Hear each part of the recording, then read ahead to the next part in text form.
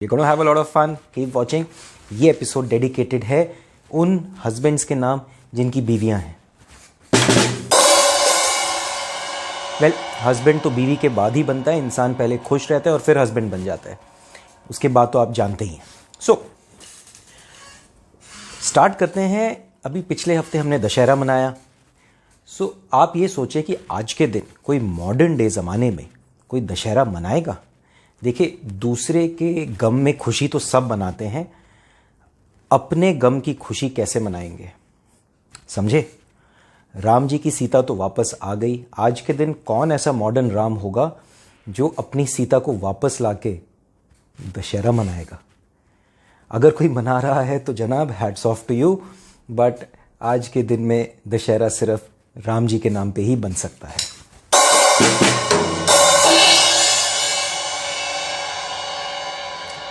क्या आप जानते हैं कि लास्ट वीक मेरी वाइफ का बर्थडे था।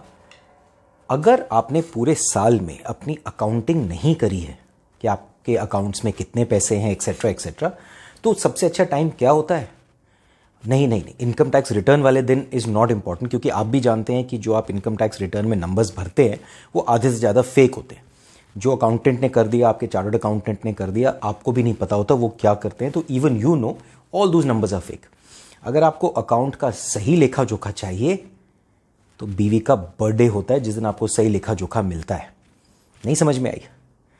सुनो जी, क्या गिफ्ट दे रहे हो हमें? यार वो ना थोड़े से अकाउंट में ना पैसे कम है, अगले साल देख लेंगे। अच्छा, पूरे साल तो काम करते रहते हो, अब कहते हो अकाउंट में पैसे कम है, जरा खोलना अकाउंट बुक। यार वो ना अभी खोल देते। अरे नहीं, खोलो जी, खोलो, देखें। अकाउंट्स खुलते हैं, बैंक अकाउंट खोलते हैं, पता चलते हैं अरे ये वाला अकाउंट तो मैंने देखा ही नहीं, इसमें पैसे पड़े हुए हैं। ये अकाउंट कब खोला था? क्योंकि बीवी तो एक बार CID शुरू कर दी तो सारी। उसके बाद यार ये 10,000 रुपये किसको दिए थे? वो ना एक्चुअली कौन थी भाई, किसके गिफ्ट गया था, जरा बताना उस दिन। उसके बाद क्या होता है?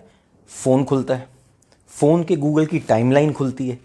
गूगल की टाइमलाइन पे पता चलता है जनाब आपने तो बताया था कि आप मीटिंग में जा रहे हैं, ये मीटिंग इधर थी या इधर थी? तो कहाँ से स्टार्ट हुई कहानी? बैंक अकाउंट से पहुँचते पहुँचते वो 10,000 की एंट्री, और उसके पहुँचते पहुँचते गूगल टाइमलाइन। अब गूगल टाइमलाइन में पता चल जाता है कि आप कितनी देर कहाँ रुके थे। तो जनाब आगे की कहानी नहीं सुनाऊंगा, बट ये मामला बहुत डेंजरस है। बीवी के बर्थडे से पहले अपने अकाउंट्स को एक बार छान मारें, कहीं पहुँचते पहुँचते पहुँचते कहीं बहुत दूर ना पहुँच जाए। ऐसा काफ़ी होता है। बीवी सबसे बड़ी FBI डिटेक्टिव होती है। स्टोरी सुनाता हूँ। कॉमेडी नहीं है, थोड़ी सी ट्रेजेडी है, बट थोड़ी कॉमेडी भी है। आपको याद होगा बहुत साल पहले एक अपोलो हॉस्पिटल का एक प्लेन क्रैश हुआ था।